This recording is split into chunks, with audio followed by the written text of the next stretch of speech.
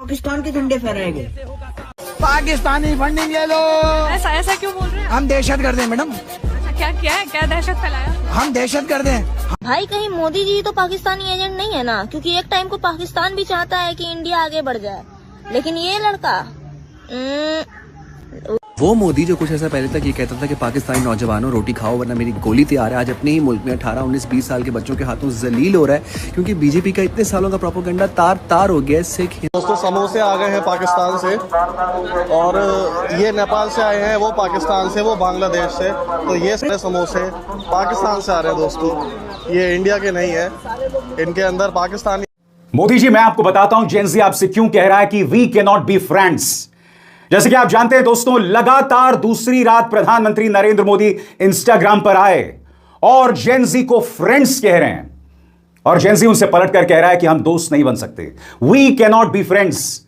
आप जानते हैं क्यों प्रधानमंत्री? क्योंकि आपकी वित्त मंत्री निर्मला सीतारमण आकर पेपर लीक के फायदे बता रही हैं, क्योंकि रहस्यमय तरीके से जंतर मंतर में पत्थरों से भरा एक ट्रक पहुंच रहा है जिसकी कोई जवाबदेही नहीं है, क्योंकि भारतीय जनता पार्टी की सहयोगी हिंसक संस्थाएं बजरंग दल, हिंदू रक्षा दल छात्रों को धमका रही हैं, क्योंकि एक व्यक्ति जो छात्रों तक खाना पहुंचा रहा था, उत्तर प्रदेश पुलिस उसके घर में दबिश डाल रही है। आप ये उम्मीद करते हैं कि फिर भी आपसे दोस्ती होगी। आप धर्मेंद्र प्रधान को हटा नहीं सकते हैं। आरएसएस ने कह दिया कि धर्मेंद्र प्रधान को नहीं हटाया जाएगा क्योंकि सरकार ने अपने ईगो पर ले लिया है। सरकार को इस बात का डर सता रहा है कि अगर धर्मेंद्र प्रधान हटे तो फिर भानुमति का पिटारा खुल जाएगा। जी हां, भानुमति का पिटारा खुल जाएगा और फिर जितने नाकारा मंत्री हैं, छात्र, इस देश का युवा, इस देश का नागरिक, उन्हें निकालने की बात करेगा। फिर आप क्या करेंगे? इसलिए धर्मेंद्र प्रधान के साथ भारतीय जनता पार्टी खड़ी हुई है। अगर आप चाहते हैं कि इस देश की जनता आपकी दोस्त बने तो आपको साबित करना पड़ेगा, महज 2 रात रील बनाने से और यह कहने से, फ्रेंड्स कहने से कोई आपका फ्रेंड नहीं बन जाता। मैं अब आपको हमारी वित्त मंत्री निर्मला सीतारमण का एक वीडियो दिखाना चाहता हूं। कल शाम का यह वीडियो है और यहां पर निर्मला सीतारमण बता रही कि पेपर लीक होने के भी फायदे हैं, क्योंकि छात्रों ने बाद में जाकर और मेहनत की और उन्हें और ज्यादा नंबर मिले। निर्मला जी, आप इतनी इनसेंसिटिव बात कैसे कह सकती हैं? आप जेएनयू से निकली हैं, आपकी सरकार में बाकी लोग जिनकी डिग्रियों पर सवाल है, आपके साथ कम से कम वैसा नहीं है, और आप पेपर लीक के फायदे बता रही हैं।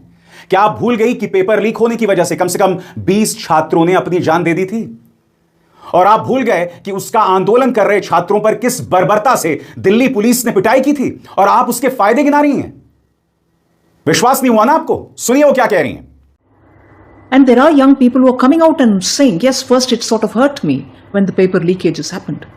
But later I took advantage of that and prepared even more, and my performance has improved and I've done well. So there are people who looked at it, even young people who have taken this challenge and faced this and come out bright in bright colors. So with all this, the government is responding. The PM is... जब भी बच पाएगा जब वो चाय वाला हमारी कुर्सी छोड़ेगा। वो हमारे हक की कुर्सी है, उसके बाप की नहीं है। वो जो चाय वाला है, जो चाय वाला उसके हाथ में चाय पी के गंदा कप पकड़ाना था, उसके हाथ में देश पकड़ा दिया। पाकिस्तानियों, हाथ जोड़ के विनती है, मत बात करो हमारे देश के बारे में। प्लीज किसी तरीके का सपोर्ट मत दो। ऐसे ही पूरे मूवमेंट को एंटी नेशनल, पाकिस्तानी, चाइनीज, पता नहीं क्या क्या बोला जा रहा है। Please don't show any solidarity please. तो मोदी प्रेशर में हैं, झुक रहे हैं, लेकिन इस प्रेशर में मोदी गलती भी करते चले जा रहे हैं। मसलन नरेंद्र मोदी अकेले सोनम वांगचुक से डील कर रहे थे, अकेले बातचीत कर रहे थे, अकेले ही उन्होंने रात में नड्डा और अपने मंत्री, पीएमओ के मंत्री जितेंद्र सिंह को भेज दिया।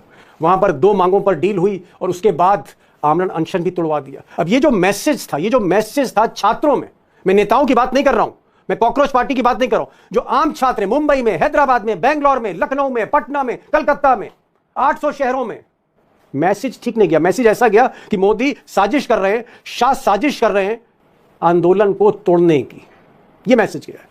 और एक और डेवलपमेंट दोस्तों हो रहा है जहां किसी का ध्यान नहीं जा रहा, और ये जो डेवलपमेंट है ये बीजेपी के भीतर है। यानी आप कहें तो 3 तरह के डेवलपमेंट हैं।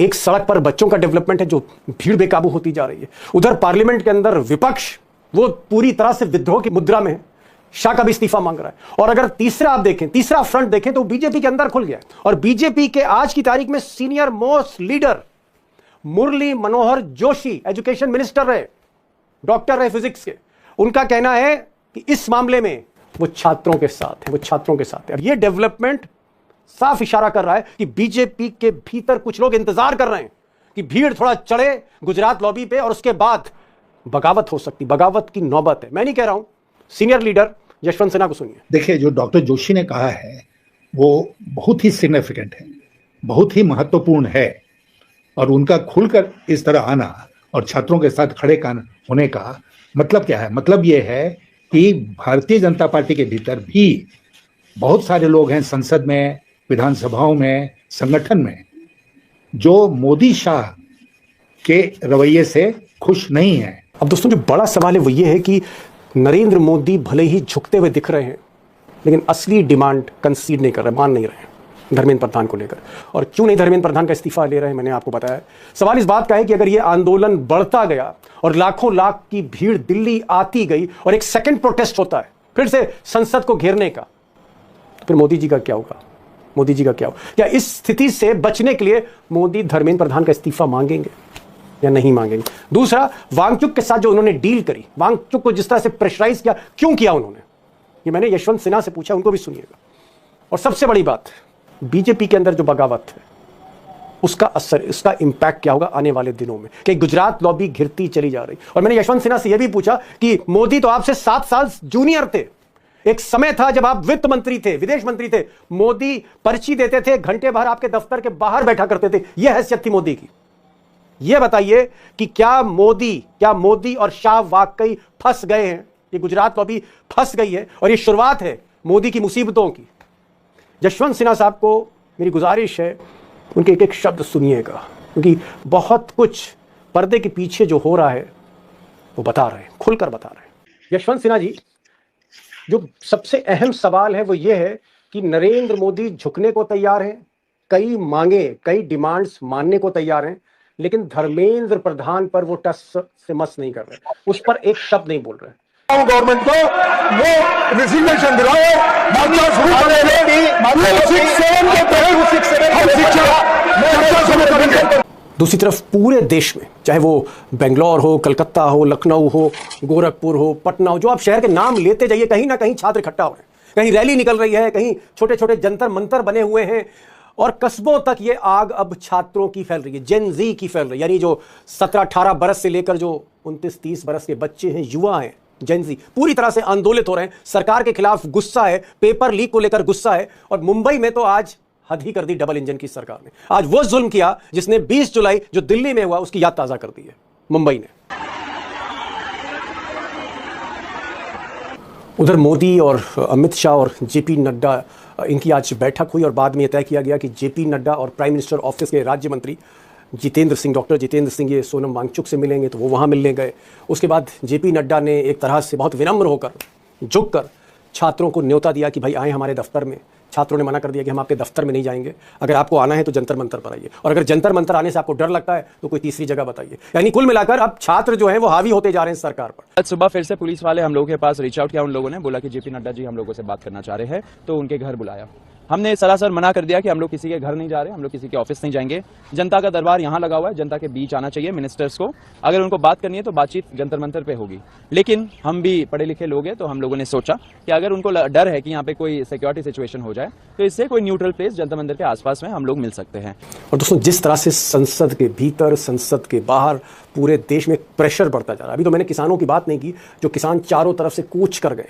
हरियाणा बॉर्डर पर किसान हैं, यूपी और दिल्ली बॉर्डर पर किसान हैं, हर तरफ किसान है चारों तरफ, और बीच में दिल्ली के अंदर छात्र हैं। ये जो कॉम्बिनेशन है जवानों का, किसानों का, इसका प्रेशर बढ़ रहा है। संसद के भीतर विपक्ष का प्रेशर बढ़ रहा है, और मुझे लगता है कि तीन शर्तें रखी हैं। अब ये 3 शर्तें कह लीजिए या एकमात्र विकल्प कह लीजिए मोदी जी का, कि ये ऑप्शन अगर मोदी जी ने अडॉप्ट नहीं किया, अगर उन्होंने फैसले नहीं लिए, 3 फैसले नहीं लिए, और तीनों लेने मोदी जी को, और ये अगर तीनों फैसले नहीं लेते, तो मैंने पहले भी आपसे कहा कि फिर मोदी के पास कुछ भी विकल्प नहीं बचता, और पुलिस के बस में अब सिचुएशन नहीं है, अब सेना ही बुलानी पड़ेगी। 3 फैसले। नंबर 1 फैसला सबको पता है, धर्मेंद्र प्रधान का इस्तीफा, और मोदी को यहां सीरियस होना पड़ेगा।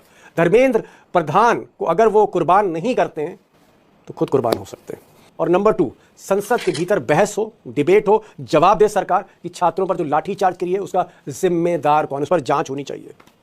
और तीसरी शर्त, अब तीसरी जो शर्त है, जो कंडीशन है, वो बड़ी मुश्किल राहुल गांधी ने रख दी है, और छात्र भी अब रख रहे हैं, कि मिस्टर मोदी अपोलोजाइज कर रहे हैं, मिस्टर मोदी माफ़ी मांगे।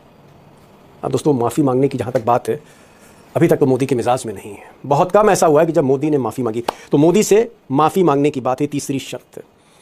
और अगर ऐसा नहीं करते, इन तीनों शर्त में से एक भी ड्रॉप करते हैं, आने वाले दिन मोदी जी के लिए अच्छे नहीं है, सरकार के लिए अच्छे नहीं है। बहरहाल मोदी सरकार के लिए स्थिति इस वक्त बहुत, आप कह सकते हैं, डिफिकल्ट सिचुएशन, मुसीबतों में चारों तरफ से घिरे हुए। अब इस मामले पर आज मैंने अशोक वानखेड़े टाइगर को बुलाया है और उनसे कई सवाल मैंने किए। चीफ जस्टिस से भी पूछा है कि चीफ जस्टिस कह रहे हैं कि भाई जो लाठी चार्ज हुई है बच्चों पर, उसका वीडियो वो क्यों नहीं देखना चाहते, ये अर्जेंट मैटर क्यों नहीं है, जहां छात्र अभी भी सैकड़ों छात्र अस्पतालों में, और बहुत से तो ऐसे छात्र थे जो मम्मी पापा को बिना बताए पहुंच गए थे, उनके चोटें लगी, उन्होंने जाहिर नहीं करी।